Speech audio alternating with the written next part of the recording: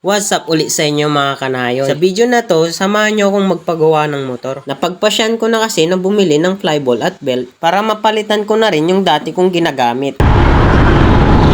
Dito na pala ako bumili sa bayan ng Santa Barbara kasi sarado yung dati kong pinagbilian ng gulong. Kaya naghanap na lang ako sa iba kaysa sa ipagpaliban ko na naman. Mahirap na rin kasi baka dumating na yung aberya.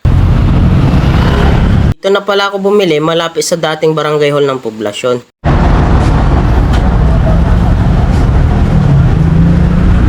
Opo. Yung stock po? Yung stock na lang. Opo. Magkano po ba yung stock na ko? Original class A. Original. Original 445. Yung belt po? 1150. 1150. Original. Thank you, Max Motor. Thank you, kuya. Sige. Nagpaalam na rin pala ako kay Sir Joey na magdidikit ako ng sticker para may remembrance. Ayun mga kanayan, no, nakabili na tayo ng flyball at saka belt. Eh, papagawa na lang natin dun sa atin. Dun kasi yung mga mekaniko sa amin eh. Pagkadating ko dito sa amin ay nasaktuan ko na silang walang ginagawa. Pagdating kasi ng linggo, madami silang customer na dumarating. May mga pupunta kasi dito na taga-ibang barangay na nagpapagawa sa kanila. Walang tangan. Pagkabaklas niya ng CVT ay napansin namin na may tama na yung flyball. Sabi ni Insan, kailangan na daw tong palitan. Hindi na siya totally bilog, kundi mukha na siyang oblong.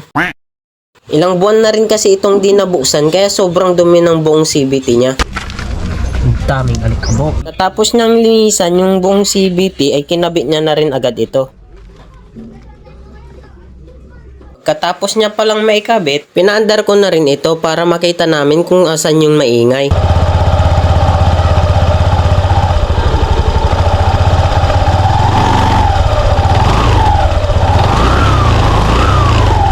Napansin kong umuuntog pala yung plate number.